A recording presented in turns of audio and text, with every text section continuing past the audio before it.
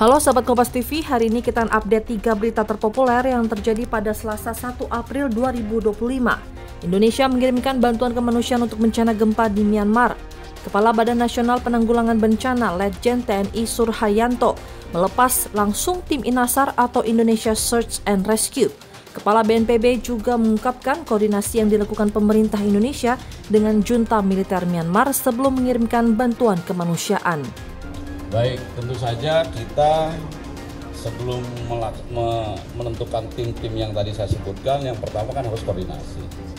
Dan kita juga bergerak atas permintaan. Itu negara Myanmar ini kan sementara ya dikuasai oleh junta militer. Sehingga tentu saja hubungan diplomatiknya tidak sama seperti negara-negara yang tidak dalam kondisi seperti itu.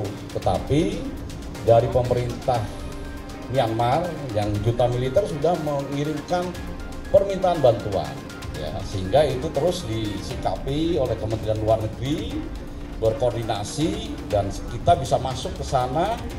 Mereka tangan terbuka karena memang menunggu bantuan dari Indonesia. Nah, bandara yang bisa didarati itu bukan ibu kota Yangon, ya, karena Yangon dengan pusat bencana ini masih cukup jauh. Kondisi normal 4-5 jam, tapi sekarang karena terkena gempa bisa 12 jam jalan darat. Sehingga kita masuknya ke Bandara Naypyidaw. Ya. Di sana sudah ada tim pendahulu yang berkoordinasi. Ya, TNI juga sudah masuk, Polri juga sudah masuk berkoordinasi untuk mengamankan. Berita kedua, Wakil Presiden Gibran Rakabuming Raka merespons langkah silaturahmi putra dari Presiden Prabowo Subianto, Didit Hedi Prasetyo, ke para Presiden Indonesia terdahulu. Gibran menilai silaturahmi lebaran yang dilakukan Didit patut diapresiasi.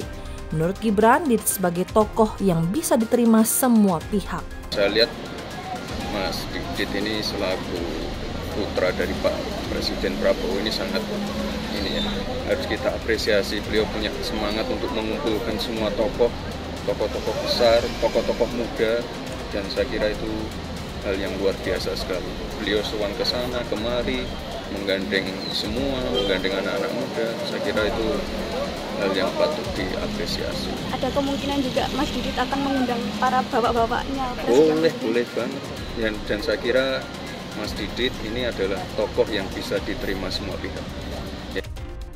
Berita ketiga, di hari kedua Lebaran, puluhan ribu pengunjung memadati tempat rekreasi Taman Marga Satwa Ragunan, Pasar Minggu, Jakarta Selatan. Puncak kepadatan pengunjung diprediksi bisa mencapai 100.000 pengunjung. Gelombang pengunjung terus berdatangan. Tak hanya warga Jakarta, juga dari Depok, Bekasi, Tangerang, dan Bogor. Selama libur hari raya, pengelola Taman Marga Satwa Ragunan mengubah jam operasional dari pukul 6 pagi hingga 4 sore, serta menambah puluhan kantong parkir. Prediksi jam sampai itu semoga nanti kemungkinan ada sampai 80. Jumlah ini termasuk tinggi atau seperti apa, Pak? Kalau untuk tinggi termasuk tinggi, tapi menurut kami belum mencapai puncak ya. Nah, kalau dari pengalaman yang sudah biasanya puncak itu di H+2. Terus itu besok artinya kita bukanya kan baru hari ini hari pertama dibuka. Hari kedua setelah buka itu biasanya akan menjadi puncak. Berapa tuh Pak prediksinya jumlah puncaknya? Bisa lebih dari 100.000 orang. Selain kalau untuk jam operasional